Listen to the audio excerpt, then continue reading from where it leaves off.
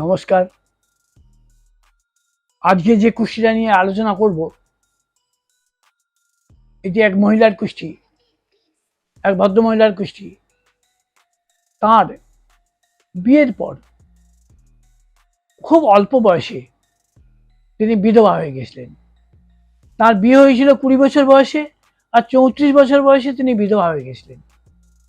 অথচ কুষ্টিতে দেখবেন যে তার লগ্নে বৃহস্পতি দৃষ্টি আছে।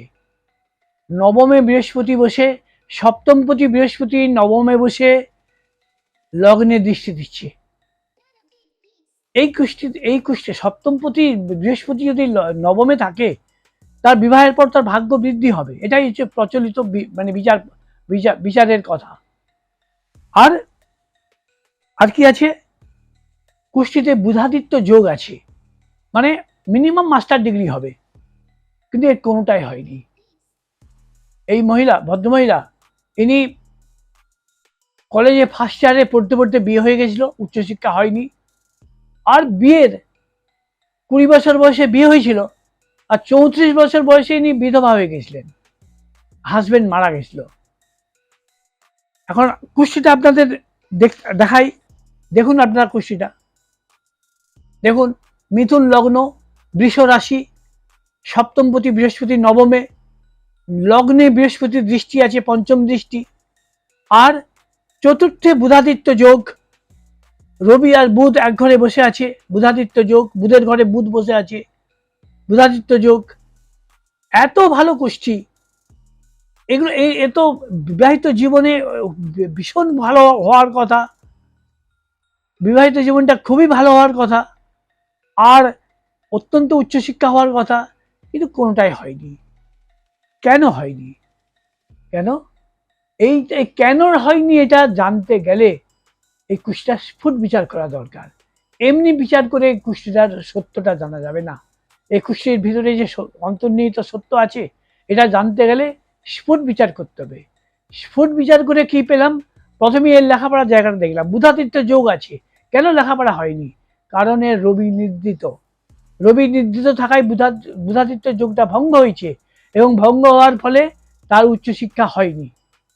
আর রবি যদি নির্দিত থাকে, তাহলে অকালে পতি বা পত্নী বিয়োগ হয়। এই তো স্ত্রীলোক, এর পতি বিয়োগ হয়েছে অকালে।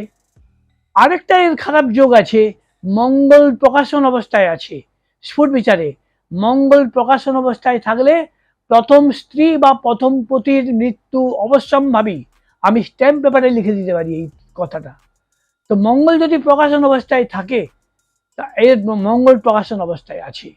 তো এই দুটো খারাপ যোগের জন্যে এ অকালে, এই ভদ্রমহিলা কিন্তু লগ্নে বৃহস্পতির দৃষ্টি আছে, এই বৃহস্পতির কোনো দোষ নেই, এবং ভদ্রমহিলা অত্যন্ত সুন্দরী, সুস্বাস্থ্যের অধিকারী, অত্যন্ত সুন্দরী,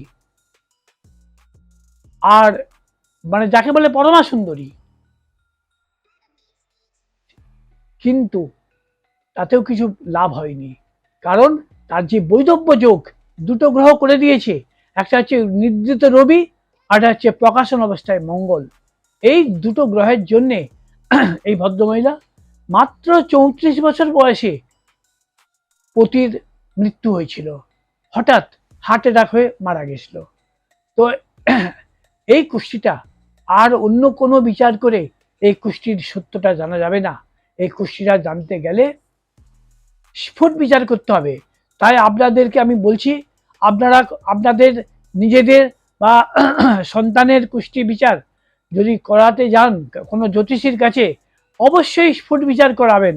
স্ফুট বিচার যে জানে না করতে, যে করবে না, তার কাছে কুষ্টি বিচার করাবেন না। তাহলে না হলে আপনারা প্রকৃত সত্যটা জানতে পারবেন না। স্ফুট বিচারই হচ্ছে কুষ্টির আলটিমেট বিচার। যদি আপনাদের আমার এই অনুষ্ঠানটা ভালো লেগে থাকে, তাহলে আমার এই চ্যানেলটাকে সাবস্ক্রাইব করে পাশের বেল আইটেমটা প্রেস করে দেবেন, যাতে আমার প্রতিটি অনুষ্ঠান, প্রতিটি ভিডিও সবার আগে আপনারা দেখতে পান। আর এই অনুষ্ঠানটা যাতে আরও অসংখ্য লোক দেখতে পান, তার জন্য আপনারা এই ভিডিওটি শেয়ার করে দিন।